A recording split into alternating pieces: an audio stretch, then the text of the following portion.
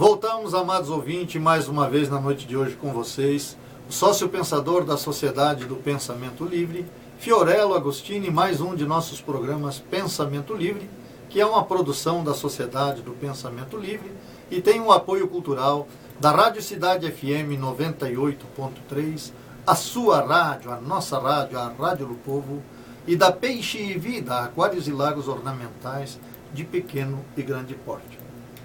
Então, como falamos anteriormente, princípio 1, admissão de limites.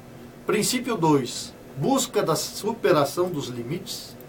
E agora vamos tecer um pouco sobre o princípio 3, que é tempo para o pensamento livre introspectivo.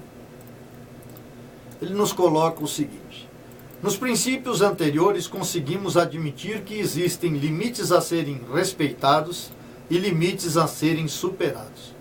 E estabelecemos o propósito de que, uma vez situados, adotaremos ações no sentido objetivo do ajuste que se fizer necessário. O terceiro princípio objetiva a ação que propiciará a possibilidade de uma vida mais ajustada. A primeira ação que sugerimos é tempo para o pensamento livre e introspectivo. E por que pensamento livre e introspectivo? Porque esta é a proposta da introspecção disciplinada. Então, no momento que julgar mais adequado, sugerimos que, sentado ou deitado confortavelmente, feche os seus olhos e mentalize: estou só comigo mesmo neste instante.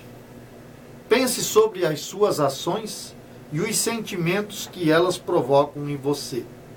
Seja o seu mentor e juiz. Por mais que às vezes algumas pessoas cheguem a fazer insinuações absurdas de possíveis maldições, somos nascidos da mesma vertente, portanto detentores do mesmo bem ou mal que possa nos compor. O que nos faz diferentes são as nossas escolhas, que residem na liberdade de todo ser. A liberdade e a prisão estão dentro de nós. Deixe seus pensamentos fluírem. Tome posse de sua vida. Não transfira para os outros seus defeitos ou suas virtudes. Comece a se conhecer melhor.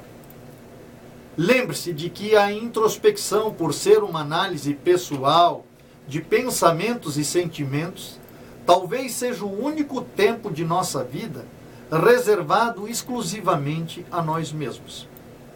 Se tivermos a boa disposição de começarmos a exercitar o pensamento livre na introspecção, logo isso se tornará constante e teremos muitos momentos introspectivos e, consequentemente, uma gama maior de soluções nascida da liberdade do nosso pensar.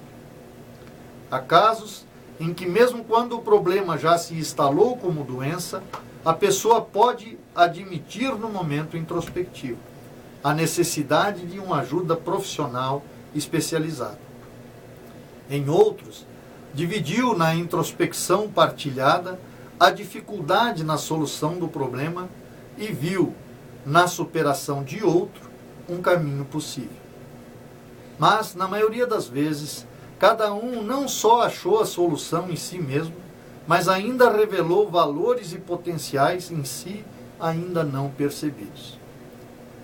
Olhe como vivemos a nossa vida. Vou tentar equacionar um único dia. Suponhamos que o meu dia tenha começado a 0 hora. Nesse instante eu estava começando a dormir. Tive uma noite tranquila de sono. Acordei às 8h30, fiz a minha higiene pessoal, minha introspecção matinal de 10 minutos. Beijei minha esposa desejando um bom dia, tomamos café e fui trabalhar. Saí do trabalho às 18h30.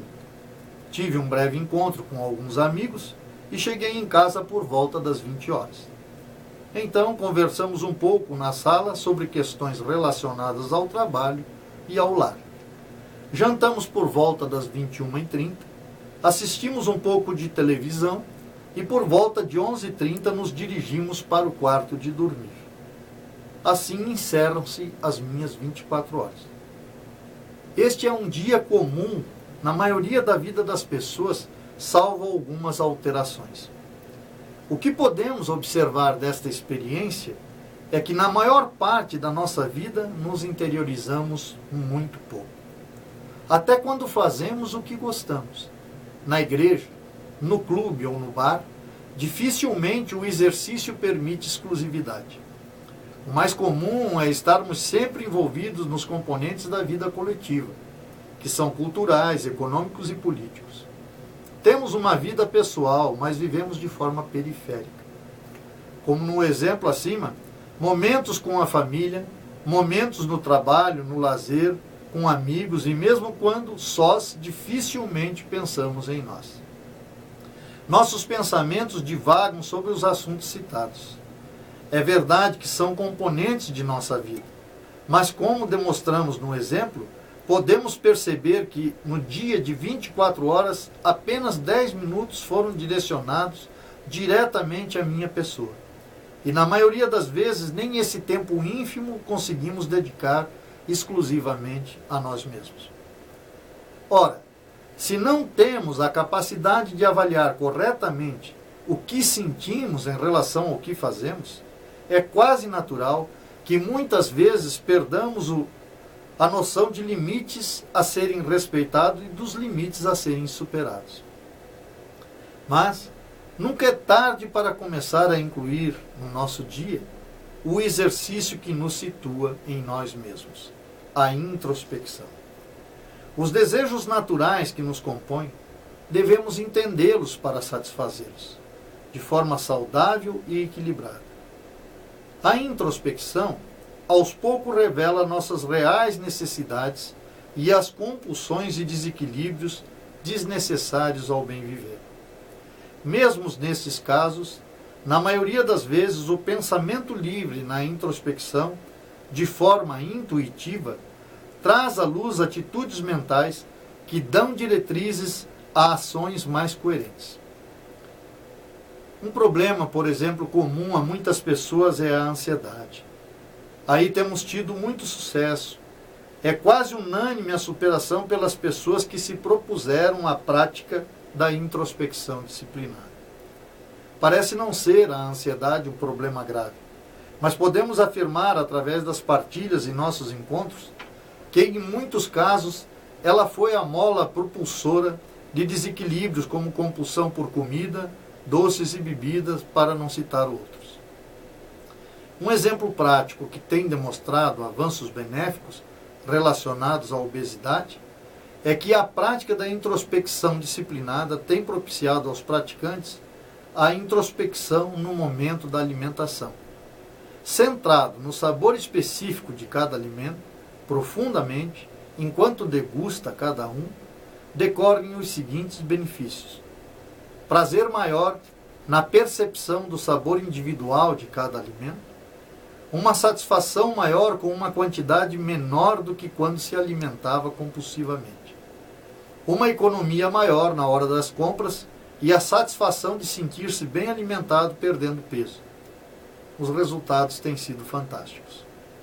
Entre os muitos benefícios decorrentes do pensamento livre introspectivo, relacionado às questões aqui já dispostas, temos presenciado que as pessoas tiveram um grau de acerto nos momentos decisivos da vida muito maior que antes de fazer da introspecção uma aliada.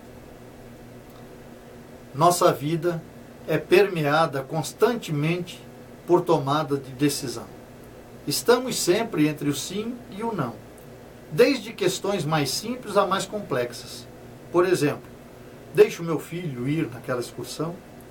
Compro aquela casa? Será que vendo o carro? Será que ela é o par ideal para mim? Faço essa viagem? Vou ao médico consultar? Sabemos que em muitos casos o sim e o não depende única e exclusivamente da nossa decisão, e muitas vezes optamos pela decisão errada. Outras vezes ficamos na dúvida se aquela decisão tomada foi a acertada. A introspecção pode anteceder qualquer dúvida que possamos ter. Voltamos-nos um momento para nós mesmos, damos um tempo para o pensamento ajustar-se ao fato, avaliamos apenas em nós os reflexos positivos e negativos do sim e do não, e a resposta virá. E na quase totalidade das pessoas que se propuseram a esse exercício, a decisão tomada foi acertada. Na introspecção, não devemos avaliar o que os outros vão pensar ou sentir, mas sim refletir apenas sobre a minha própria pessoa e o que a tomada de decisão, seja ela qual for, me diz respeito. Só damos ao outro aquilo que possuímos. Se sou incapaz de ser honesto comigo, como serei com o outro?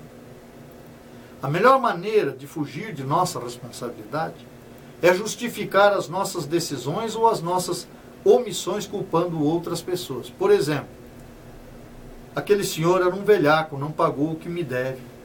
Você não conhece a minha mulher, é impossível ser feliz com ela. Arrependi-me de ter feito essa viagem. O corretor me enganou. Paguei muito caro o imóvel. Nesses exemplos, percebemos que existe o sentimento de culpa pela decisão errada. E em muitos casos tentamos amenizar nossa culpa, transferindo a responsabilidade de nossa decisão, culpando o outro. Tudo isso pode ser evitado quando, através da introspecção, avaliamos antecipadamente a decisão que devemos tomar. Mas há ainda casos piores em que os que citamos, decorrente da desonestidade ou do desconhecimento. Eles ocorrem quando tento justificar meus defeitos a fatores externos. Por exemplo, tornei-me um ébrio porque a mulher me traiu. Você pode até tomar 1 ou 2 poros por esse motivo, mas alcoolismo é doença, o indivíduo já nasce com a predisposição para o alcoolismo. E neste caso não existem culpados, apenas vítimas. A culpa maior instala-se após o diagnóstico, se você não fizer nada a respeito. Outro exemplo. Passei a comer demais porque minha mãe cozinha muito bem e agora não consigo controlar o peso. Tento minha sorte direta no jogo, acho que é o meio mais rápido de subir na vida. Trabalho dia e noite porque minha família gasta demais. Caí nas drogas quando percebi que ele não me amava. Bebo tanto energético porque um amigo disse que daí vou comer menos. Fico direto nos sites de relacionamentos porque minha mulher não gosta de conversar. Sou ladrão porque não tem ninguém honesto no mundo. São tantos os exemplos de desculpa que visam desviar o foco de nós e tentam justificar nossos desvios nos outros. Quanto mais protelar esse encontro comigo mesmo, continuarei garimpando pela vida mais fatores que justifiquem e eternizem minha desgraça. Até me quedar cansado diante da vida, como uma pena descomedida de mim mesmo e um ódio descomunal de todos e de tudo que me cerca. Aquele que não navega em si mesmo, somente passa pela vida. A introspecção disciplinada é o exercício que necessitamos para desatar as nossas amarras, amenizar ou excluir de nossa vida tudo aquilo que impede o direito que temos a um viver saudável e pacífico. A introspecção nos conduz à razão do possível. Nós vamos a mais um breve intervalo e voltamos em seguida, na noite de hoje, falando sobre os princípios que orientam os sócios pensadores da Sociedade do Pensamento Livre. Voltamos para falar então um pouco do princípio 4.